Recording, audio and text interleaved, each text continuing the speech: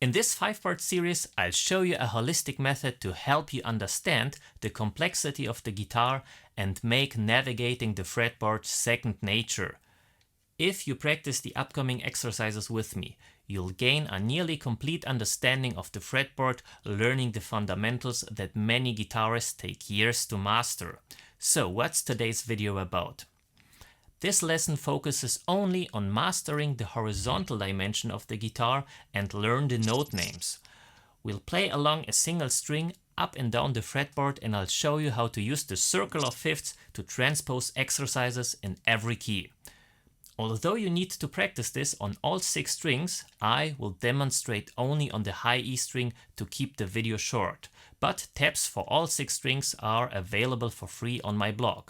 The exercises are very extensive, and that's really the only catch here, because it's a lot of work. And I mean, it's really a lot of work.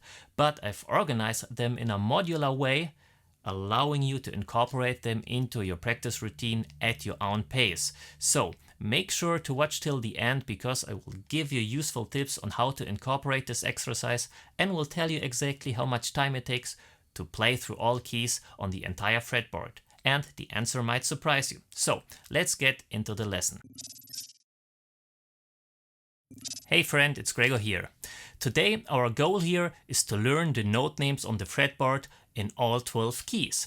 And in order to make this as easy as humanly possible, we need to play horizontally on a single string. But first we need to know where the natural notes on each string are located. If you are not familiar with how this works, here's a quick explanation. Natural notes are the basic musical notes that are not altered by sharps or flats. These notes are A, B, C, D, E, F, and G. So you just need to know 2 things about the natural notes on the guitar. First, it's an endless cycle. After A, B, C, D, E, F, G, the cycle starts all over again. A, B, C, D, E, F, G, A, B, C, D, E, F, G, and so on until your fretboard runs out of frets. And second, you need to know where the half steps and the whole steps are located. A half step is the distance from one fret to another, and a whole step is the distance of 2 frets, so that there is 1 fret in between.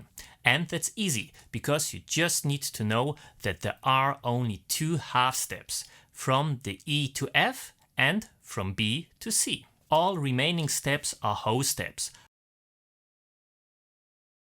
Now, in order to play comfortably across a single string, it's best to choose a pattern or sequence like this. But of course you can choose to play a different pattern. On my blog I show many different patterns that you can choose from. So this is how it sounds and looks like when you play the pattern through a single string.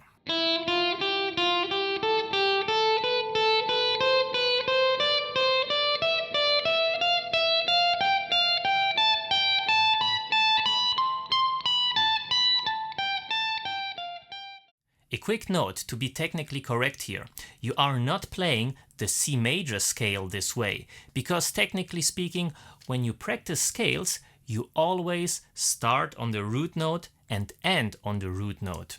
But with this exercise, you are not doing this. You are using the notes of the C major or A minor scale, but it's technically not an exercise for practicing scales in the classical sense. So just be aware of this distinction here. In the next step, we will change the key that we are playing in. And the best way to do this is to utilize the circle of fifths as a tool to navigate all 12 keys, because this will make our life much easier. First, we need to decide in which direction we want to go in the circle of fifths. So either we go rightwards and utilize the sharps, or we go leftwards and then we utilize the flats. By the way, the circle of fifths is organized in fourth instead of fifths when you move leftwards. So you can say if you utilize the flats, you play the circle of fourth. But anyway, let's say we want to play the sharps. When you take a look at the circle of fifths, then the next key is G major. The crucial information is this: there is one sharp in G major, namely on the note F. The only change here is that you play the very same notes as in the natural notes, but this time every F is an F sharp. So, just in case you are not familiar with what a sharp does, it raises each note by a half step. So previously you played the F here, and now in the key of G major you have to play F sharp. Therefore the F is located 1 fret higher than before. That's the only change. To play in the key of G major, the exercise would look like this.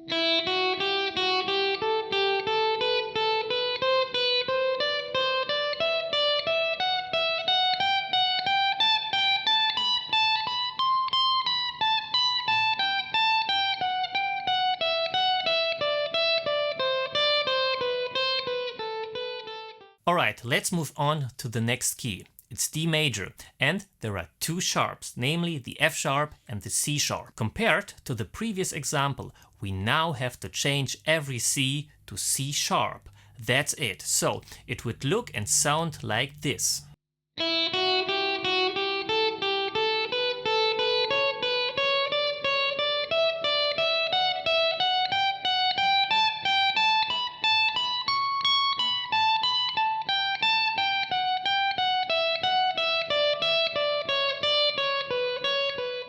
Okay, let's move on to the next example, A major. There are three sharps, namely the F sharp, the C sharp, and now the G sharp. Compared to our previous example, we are raising the note G to G sharp, and that's it. So here is what it would look and sound like.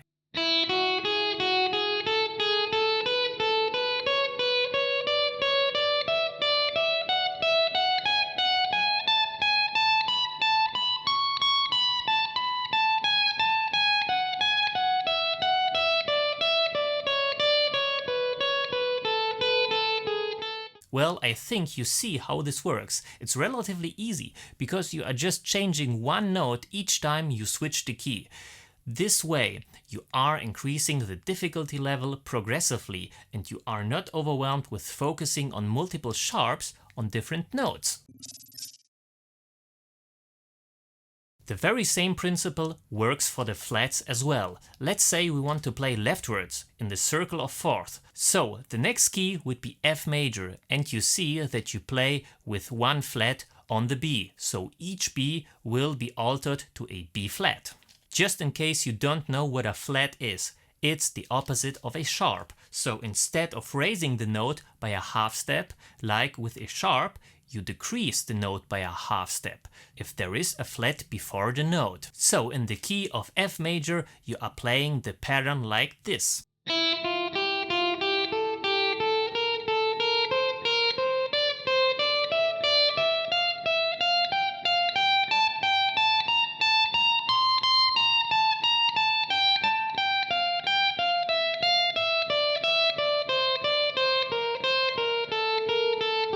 Now let's move on to the next key, B flat major. There are two flats, one on the B and one on the E. So B becomes B flat like before, and the new flat is on the E, so it's E flat instead of E. This would look and sound like this.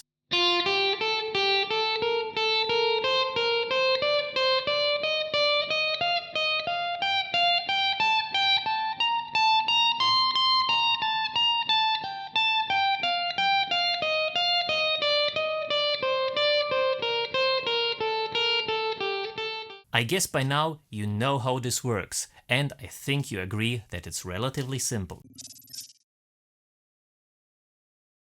Now let me give you some tips on how you can practice this without getting too overwhelmed or becoming extremely bored by the sheer volume of playing through all keys. Incorporate this exercise into your practice routine. It doesn't have to be long and extensive. It can be perfectly used as a 10-minute warm-up routine, and it's excellent for this purpose. You can easily use this sheet here to keep track and simply focus on one string and one key at a time. So, once you complete a pass, you can make a tally chart and mark it like this. You can aim to 5 or 10 repetitions, so decide for yourself how much time you want to spend on this, but it's a great way to keep track of what you really have practiced. A great way to make this exercise even more useful is to bring the note degrees to your attention. Just in case you are not familiar with this concept, here's a brief explanation.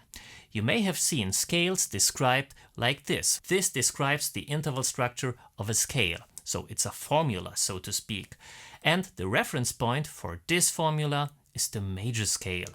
This formula describes the relationship of each note to the root note. The 1 is the root note, giving the scale its name. In our case, let's stay in the key of C. Then there is a major second, a major third, a perfect fourth, a perfect fifth, a major sixth, and a major seventh. You can easily alter all notes with a sharp or a flat to create a different scale. Let's say we alter the 7th scale degree. So instead of a major 7th, we now have a minor 7th. So instead of C major, we now have C mixolydian, with the only difference being the minor 7th. So how can you use this in our exercise? Let's say you play this pattern here. Instead of mindlessly playing through the exercise, make a mental note and name each note degree. For example, in the key of C major, the high E string is the major third, the G is the perfect fifth, and the F is the perfect fourth. Now we shift the position. Perfect fourth, major sixth, perfect fifth, and major sixth again, and so on and so on.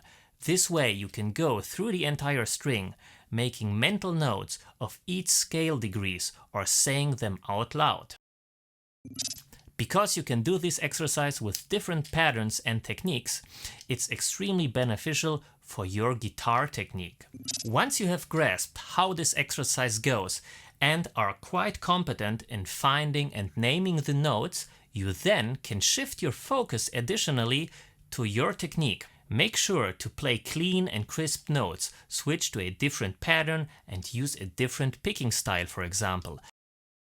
One of the additional goals of this exercise is to make you familiar with all 12 keys, so that you don't need much time to play through all of them.